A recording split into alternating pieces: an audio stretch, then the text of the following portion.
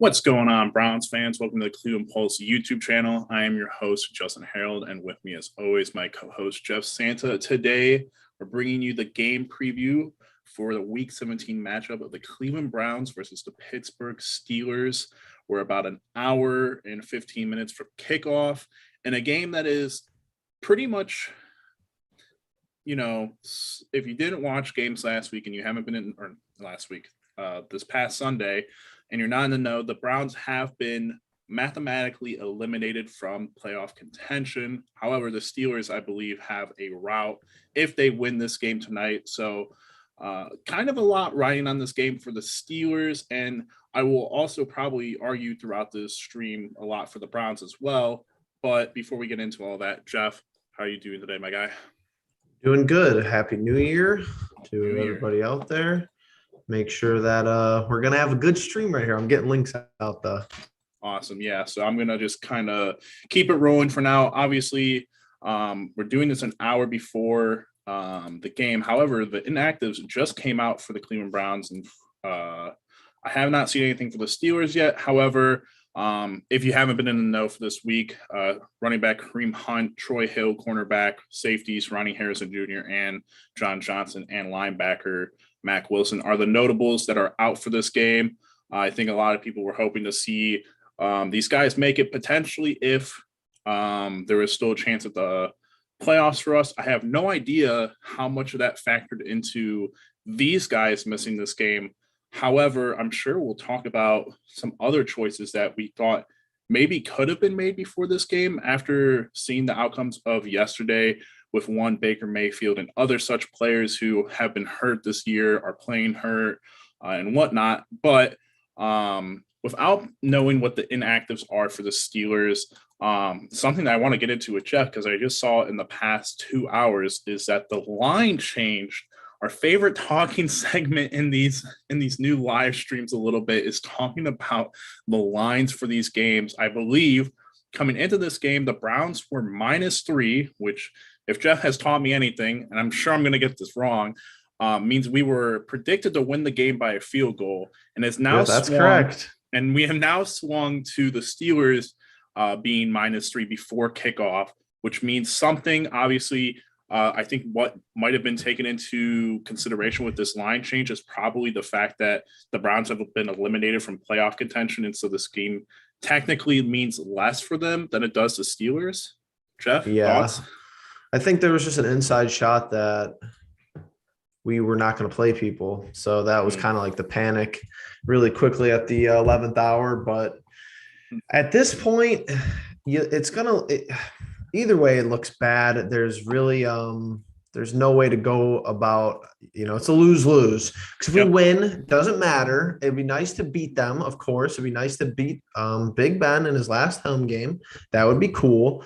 But you're at a point where now you're risking injury for no reason, which is kind of, the whole object of the game is that they go out there and play for something every week. And if injuries happen, injuries happen. So that's been kind of thrown by the wayside.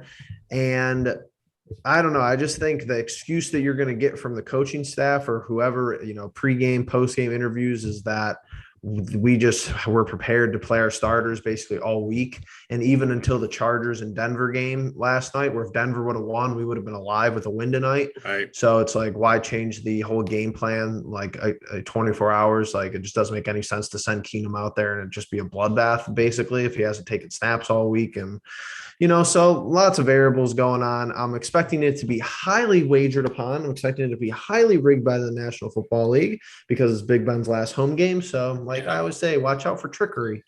Yeah, that's definitely a funny point to be made there with the whole line and everything. My point with this is just like, you bring up the lose-lose situation. And I saw you talking about it with someone on Twitter earlier today that, they had a point about it was really fun. It was actually like a really cute and funny video the dude did with his dog, where he's like, I think they should they should just like lose or not lose. He didn't say lose. He said that they should rest players. And I think there was a very fair point to be made in there, especially like what you were talking about with guys being injured and whatnot. Listen, we're now in the midst of these games, really, when we're going to talk about them. they're not going to be so much be talked about in the perspective of like what the game actually does for us or what this game does for us moving forward in the sense of this season. It's more about what it's going to do for us in this off season and moving into the next off season, which no one wants to talk about that because that was a couple of years ago. That was always a constant talking point. And I think I've talked to Jeff and, texts and stuff that I would still prefer. And obviously, Jeff, I don't know if your opinion has changed or not since the last time we talked about this, but I would still prefer, this is in a perfect world. We win out the last two games. Ideally, this is going to be your last game of competition because I'm sure the Bengals are going to probably try and rest a lot of their starters in our final game because they have clinched the AFC North. So realistically, you might not even really get a game out of next week with the Bengals, but this will be your last game where there's a lot of meaning behind it for both teams in the sense that you don't want to roll over as a Browns team that just went and had a winning season, won a playoff game, and was building towards some success. And now, just because you're eliminated from the playoffs, you don't want to roll over and just kind of not fight for your dignity and fight for the overall success of this team, because I would still want to have a Kevin Stefanski that is 9-7 than have a Kevin Stefanski that is 7-9 in his overall record. You always hear about the Mike Tomlin hasn't had a losing season. I would like to have that somewhat with Kevin Stefanski, but it's going to be tough because this is a meaningful game and we really haven't won meaningful games all year long. So Jeff, what has your thought process been with this whole situation? And I know, we're pretty close to getting to talk draft and everything. So obviously some stuff to weigh on your mind. Yeah, this just reminds me of a couple of years ago. It's a referendum on the coach in a lot of sense of the word when it comes to these final games, especially when you've been eliminated. How motivated are we going to be to play tonight under Stefanski? This is the first game really since he's been the coach where it hasn't mattered. So I think you learn more about how the respect aspect works between the players and the coaches in a game like this. It'd be nice to win this week. It would be nice to win out. I mean, I'm basically, the way the Browns operate, I'm basically expecting us to win out probably now that it doesn't matter. And we'll probably be 9-8 and we'll probably be second in the AFC North. 9-8. I fucked that up. So we'll have a higher draft pick, which I don't really care about the draft pick, but we'll have a harder schedule for next year. We'll probably end up being in second at 9. Well, if we win today, we'll probably be third at least, unless we would lose and the Steelers would win the last week. But I don't know. I'm sure that we'll win tonight because it doesn't matter for us at least.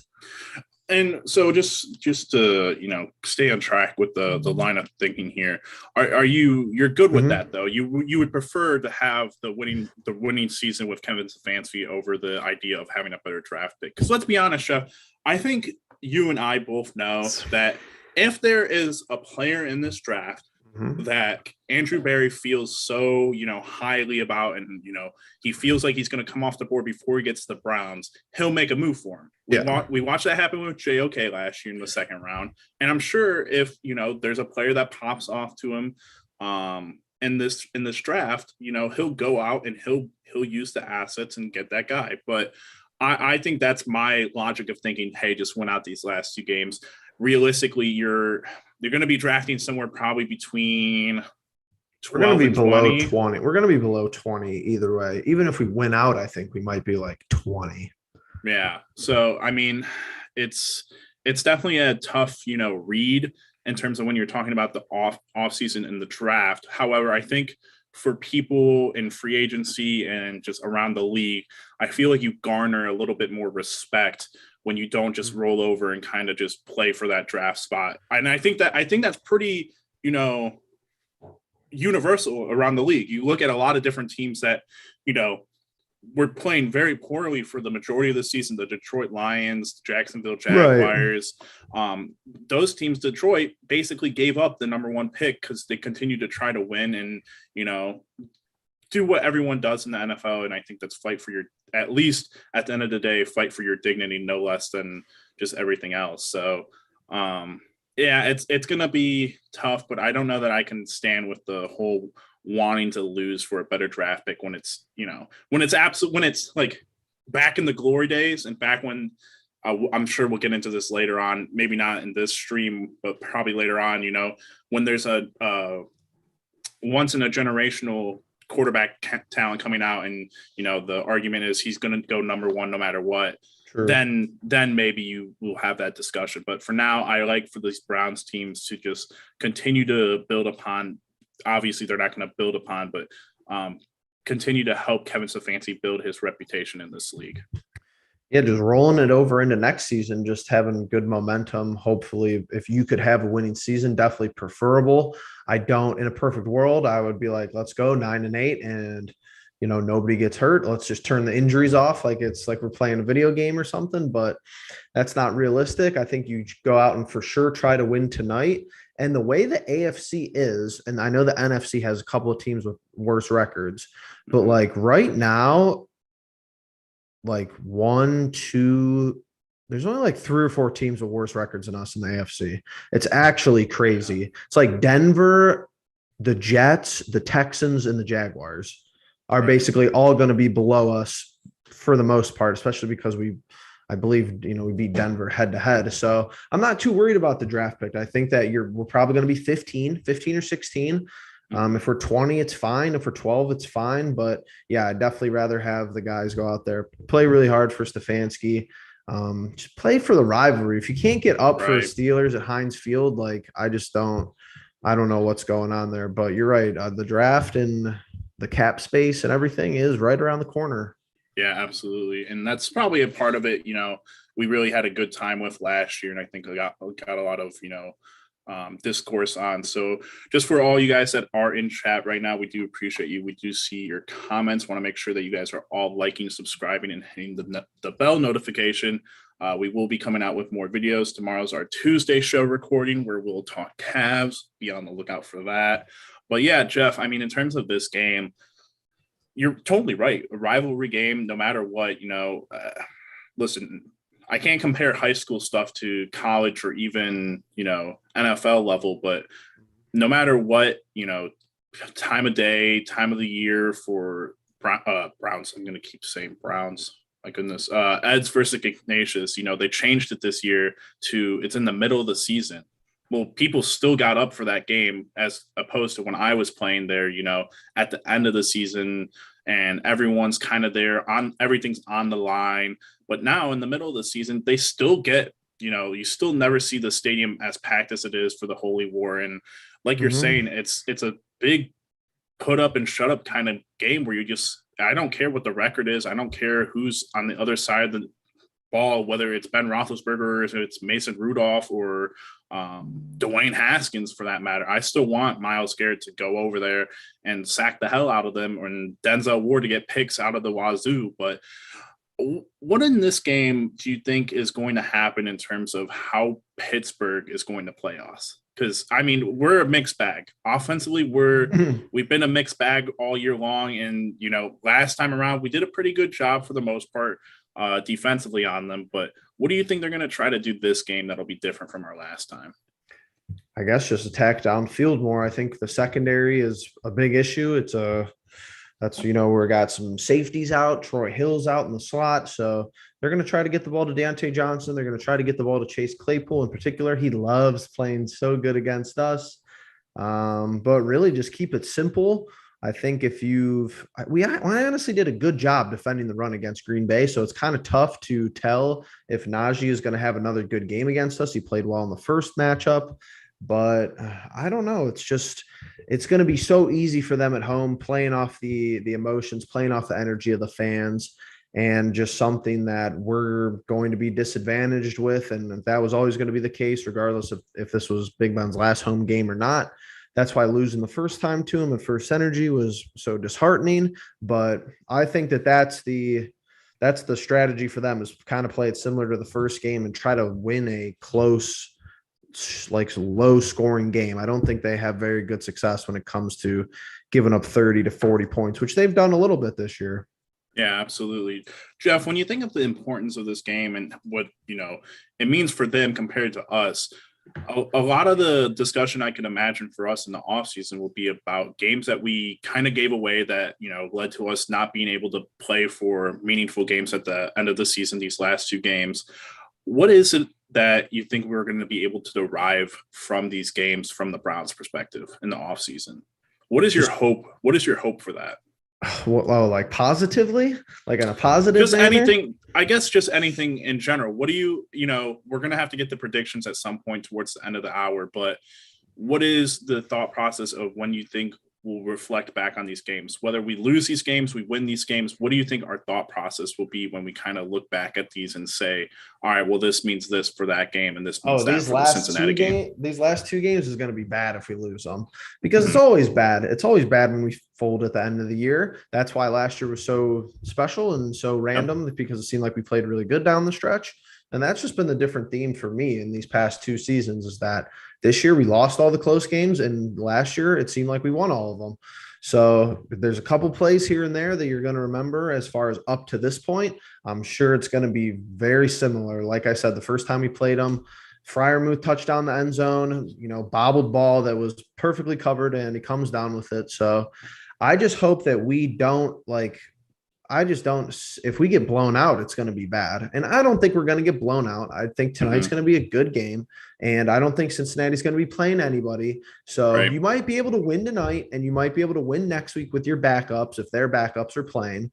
And you might be able to roll some momentum into the offseason.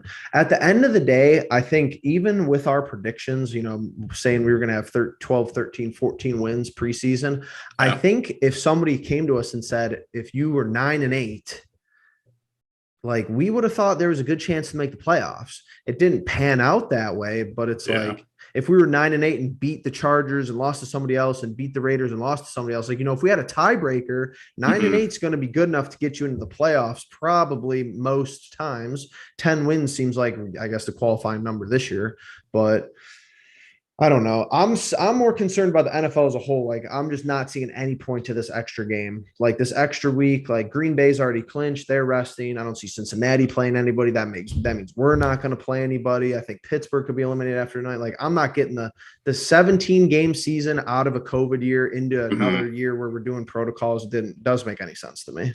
Right. And especially when you think about, I believe 6 teams in the NFC have already clinched, if I'm not mistaken, 5 teams in Yep. the AFC, which means, unless teams are fighting for, home field advantage all the way through the playoffs, which I believe no NFC team can do at this point. I think Green Bay has that Yep. locked up. Yep. And I don't Next know week, who, Chargers Raiders is win or go home. So yeah. that's interesting, at least for ratings. But that's all I really know of. Like the winner of that game's getting in, the loser's going home. Yeah, I guess, but we've always seen it throughout the years where, the final game of the season, a lot of these teams have clinched a playoff berth, just rest their guys no matter what. We saw it last year with Pittsburgh, and, Yep. Yep. unfortunately for them, they let us in and we ended up beating them first round of the playoffs. But I don't know. I don't know if the NFL needs to add another team or to the playoffs. I don't know what fixes that. I don't know I feel like there was discussion of them reducing the amount of games at one point before the 17 game season and adding one, but you're right, it's really interesting to think about how adding games really, especially after a COVID year, how absurd that is to kind of think about now, and the resurgence of COVID right now with a lot of teams just having to deal with it, especially us in the latter half of this year. It's really astounding, but I mean, it is what it is. We go on about our days. The Browns sit here, right below 500 for the first time this season. And I believe for the first time since, well, that's not true. Technically, they started off the season below 500. But since then, have not been until last week when we lost.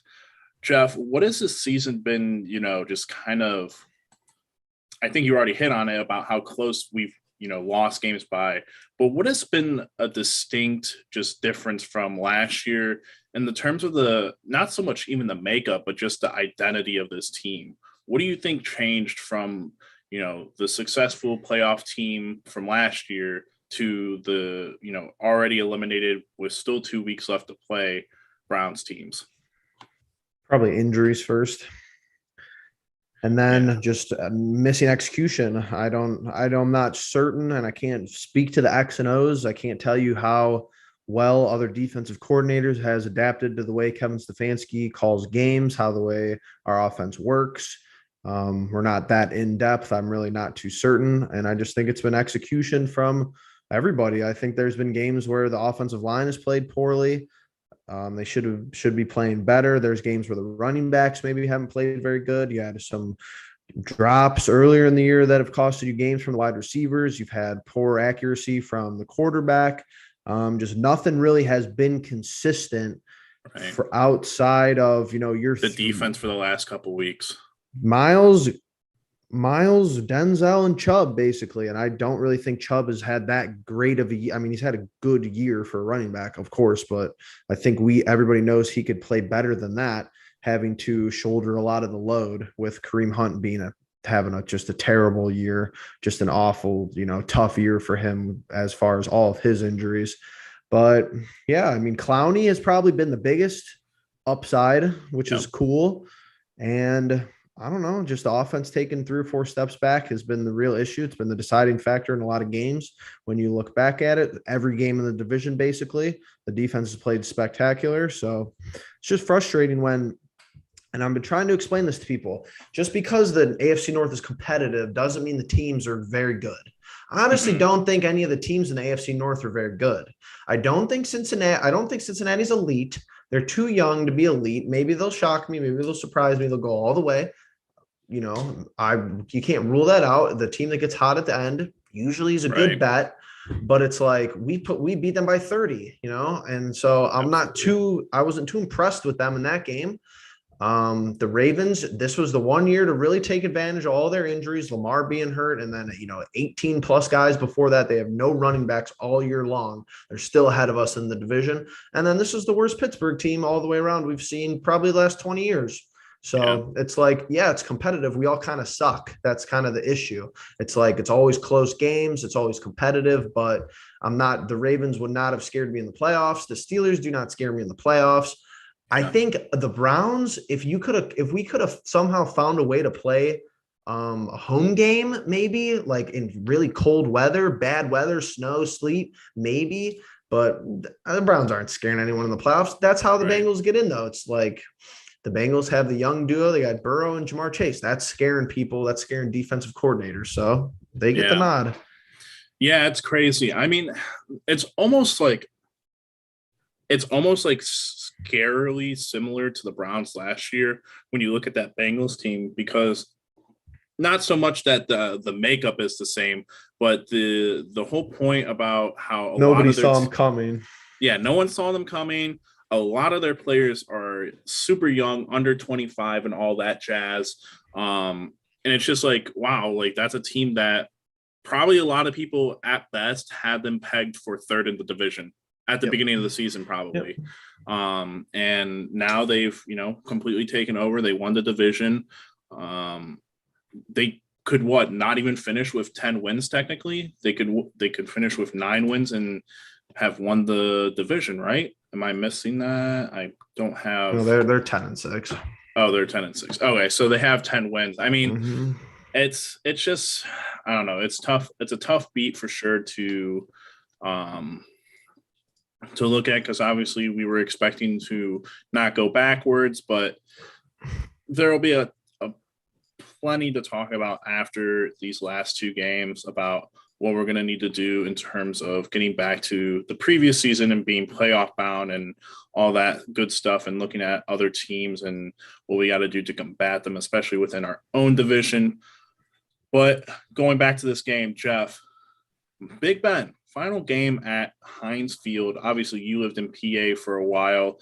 What are some of your, have you talked to some of your PA friends about what they're feeling for this game, what they're feeling for Big Ben and the Steelers?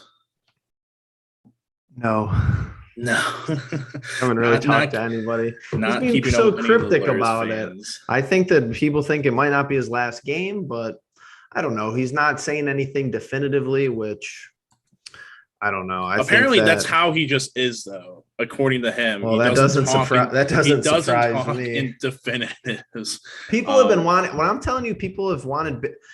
average casual Steelers fans have wanted him gone for like almost 3 or 4 years. Like, you know how it is. Yeah. They're always good. They're always in the playoffs, and then they start missing the playoffs here these last couple of years. And obviously we beat them last year, so that was like the world was totally falling down. Right. So it would be pretty neat to beat him again this year in his last game at Heinz again. I just don't think it's just not. I just don't know if it's written in the cards for us tonight. I really don't. Last year we played them and there was no fans at Heinz, and it's just totally different now. Emotions running high. All of their players are going to be trying. I mean, they still got a chance for the playoffs. So you're going to need a competent game. You're going to need good.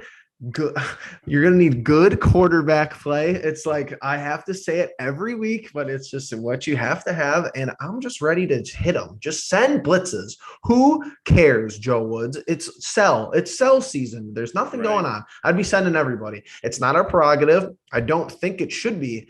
I think my biggest changing in stance is that I wanted Joe Woods to blitz more earlier in the year, and I'm kind of been glad he hasn't these past couple of games. I think it's worked out decently.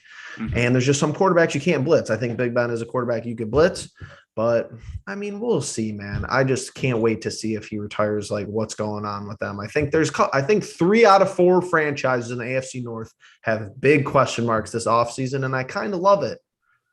Yeah. I was listening to the radio today, and it must have been some dude from Pittsburgh, because he was talking a lot of nonsense, but apparently he was thinking that, depending on how this game plays out for Pittsburgh, if they lose, they think that he would just hang it up like after tonight, like that he wouldn't play his final game anywhere other than Heinz Field, which I thought was like an interesting take. If they were technically eliminated from the playoffs, like what does he got to gain from playing an away game? Because they're at Baltimore next week, like if we win tonight, them at Baltimore next week, that's who's playing in that game. Nobody. Right. Yeah, Lamar might still be out, which, man, that's incredible that he's been out for as long as he has been. But yeah, I mean, it's definitely an interesting look for Big Ben. Obviously, he's kind of having the fall off that Peyton Manning did in his last couple of years, where you could see that without all the help around him and everything, the ball just wasn't coming out like it used to, and his movement just wasn't what it used to be. So I personally think that it'll probably be his last season, because I don't think he's willing to put up another year where he doesn't play as good as he knows he has been able to. He really hasn't been that bad this year. No, and I don't think he's been bad for say. I just think that in terms of when you think of Big Ben and the output that he usually has on games, I don't think he's played nearly. I would say I would probably think outside of any injury year, this has probably been one of his lower standard years. His QBR is 24th. He's 18th in yards. He's tied for 15th in touchdowns, and he's tied for 8th in interceptions. He's like a middle of the road quarterback. Yeah, and I feel like for him though, that's not what the average is for him. I feel like he's always been in that upper area. Right. But who knows? I'm sure he could always be swayed, but I think last year he felt They're just not paying him again, though. I think his contract is up. Yeah, which is interesting for sure. I just, it's going to be an interesting game to watch. I feel like we're going to watch two teams with, I guess, like one team has a lot to lose.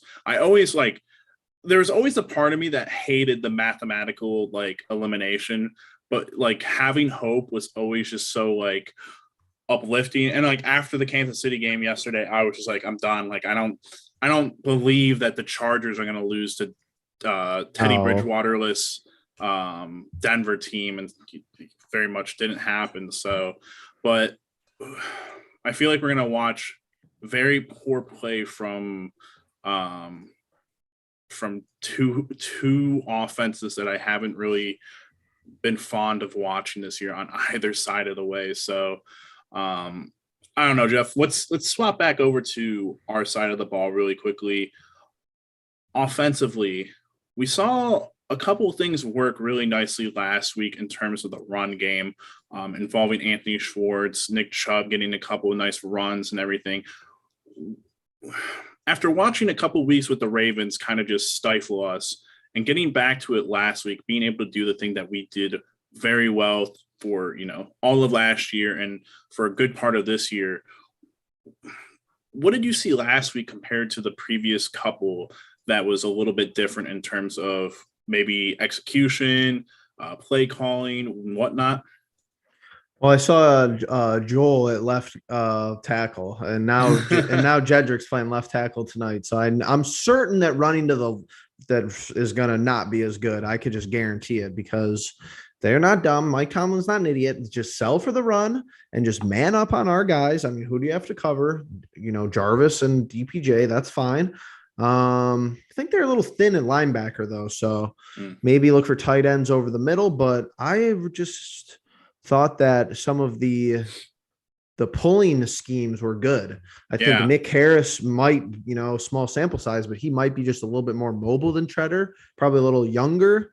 Right. So I didn't mind those moves at all, but it just seems like every week, and this is a this year exclusive thing, which I'm not understanding because it felt like last season we were getting whatever we wanted, left, middle, right.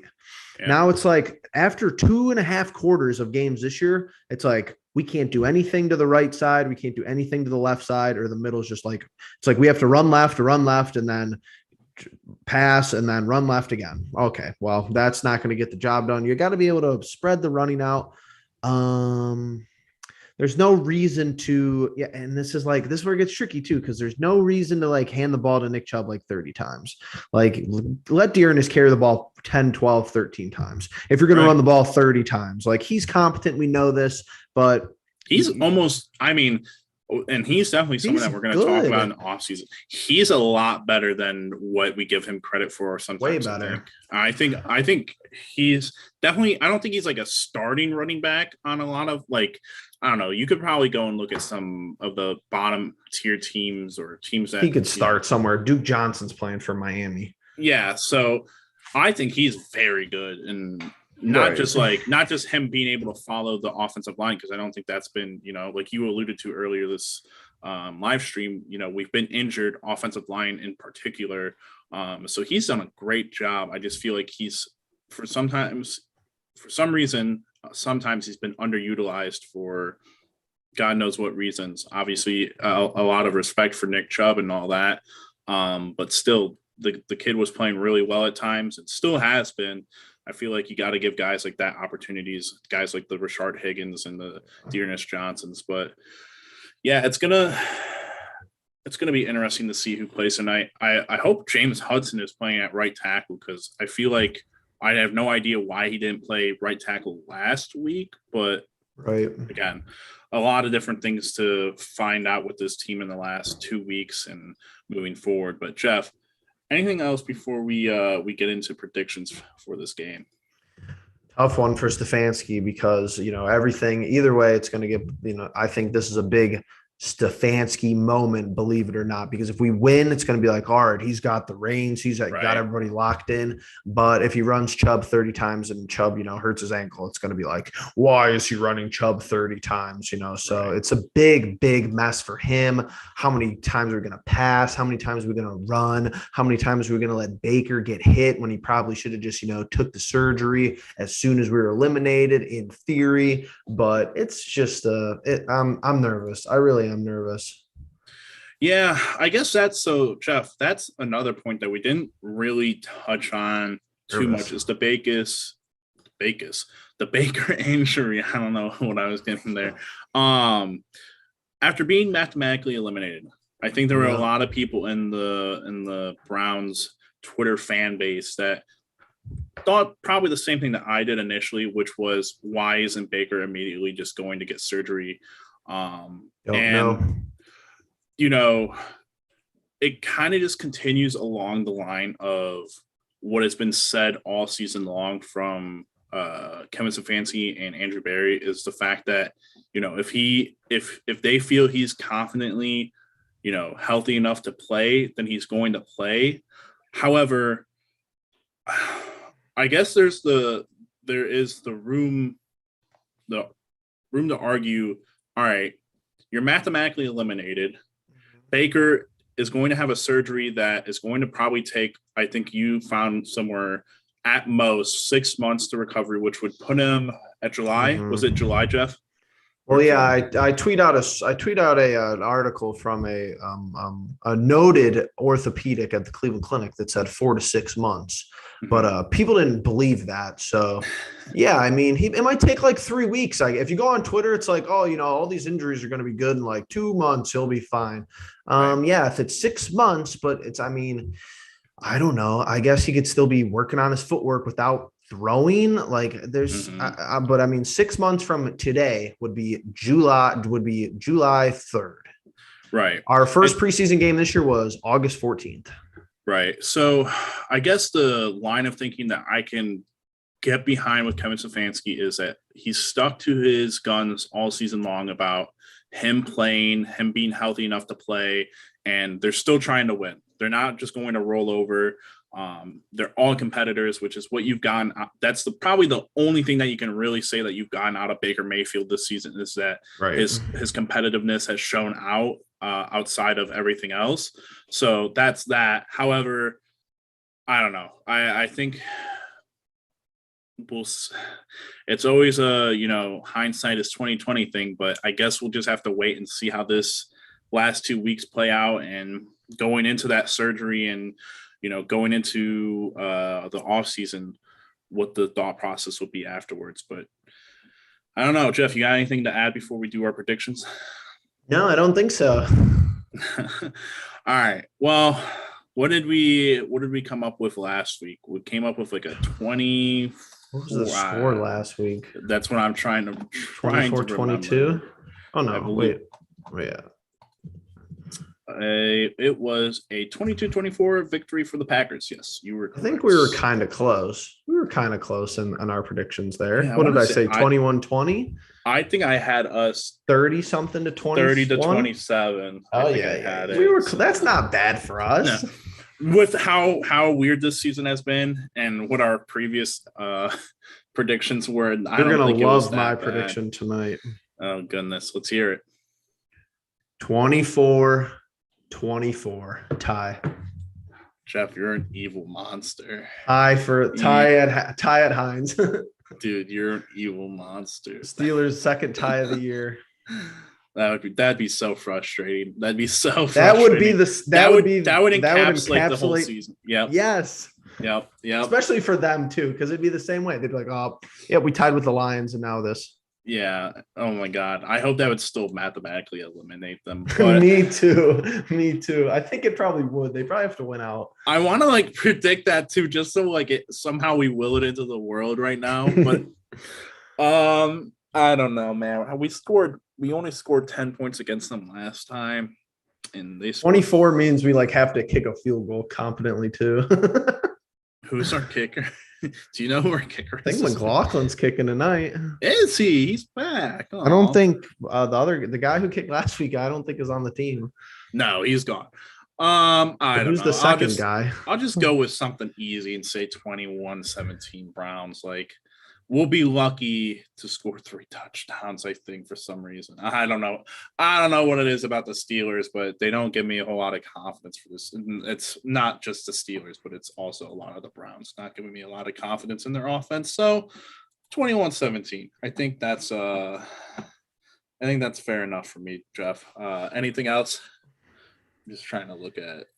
Oh man, I'm so excited that the Cavs won yesterday and that we get to talk Cavs tomorrow. I'm excited for cap space talk. I'm excited to just cut people and trade them in my little Excel doc and just get all my emotions out and just see how much money we could have to not sign big wide receivers and just draft people that I would love to draft and franchise tagging these person. I need to find a software and algorithm, but we got good software for the draft, so we'll use what we did last year. Yeah, absolutely. But all right, fellas, we're gonna call. Hold on. We have we're ending on a joke. can't speak. A note of joy because I didn't know if he was in here, but I'm glad he's back. Ashton the Joker hitting him with the moderator. Heck yeah. Love to see that for the Joker. Moderator number 2, him and Fulam holding down the chat. Heck yeah. Yeah. Oh, my goodness. Thank you for the let's go for a final score of 13-13. How depressing would that be?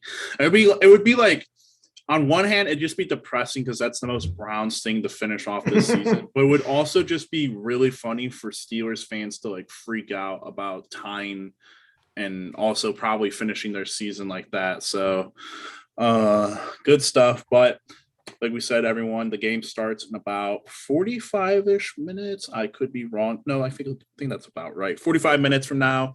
Thank you all for tuning in. Make sure you guys are subscribed, hitting the bell notification, leaving the likes, leaving the comments. We appreciate all of it. Do make sure to keep your eyes out for some of our stuff in the future. Obviously, like we said, we got our Tuesday show that we're going to record with Logan tomorrow about the Cavs, getting some guys back over there, getting some trades done over there.